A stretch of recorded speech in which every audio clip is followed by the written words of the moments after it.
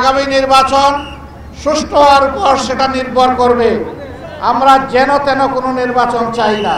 বাংলাদেশের রাজনীতির আকাশেও আরো আনাগোনা চলছে, কিন্তু মেঘ যত ভারী হোক সূর্যকে আটকায় রাখতে পারে না।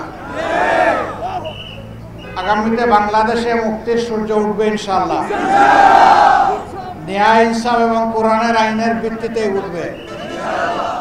এই লড়াইয়ের জন্য তৈরি আছেন আপনারা?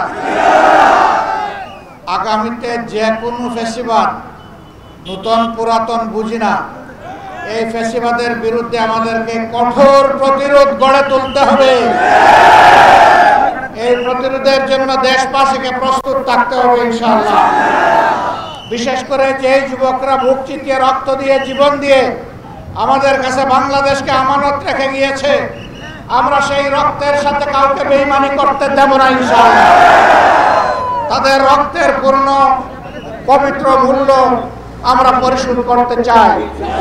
আমরা চাই এই ধরনের রক্ত যেন এই জাতিকে বারবার দিতে না হয়। কাজেই আগামী নির্বাচন সুষ্ঠু হওয়ার উপর সেটা নির্ভর করবে। আমরা যেন তেন কোনো নির্বাচন চাই না। বাংলাদেশে বিভিন্ন জায়গায় ইদানিং রাজনীতির নামে যে অপকর্ম আর উৎপাত আমরা লক্ষ্য করছি, আমরা সংশ্লিষ্ট দলগুলোকে বলবো, সাবধান হন, নিজেদেরকে সামলান, নইলে জনগণই আপনাদেরকে সামলিয়ে দেবে ইনশাআল্লাহ। সবাই ভালো থাকবেন, আগামীর লড়াইয়ের জন্য প্রস্তুত হন। সেই লড়াইয়ে কোরআন বুকে নিয়ে আমরা জিতবো ইনশাআল্লাহ।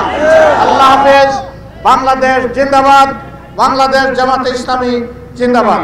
আসসালামু আলাইকুম ওয়া রাহমাতুল্লাহ।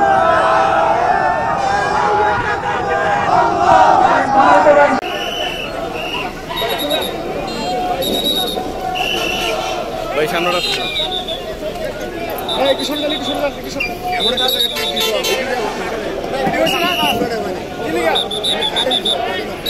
ঠিক আছে।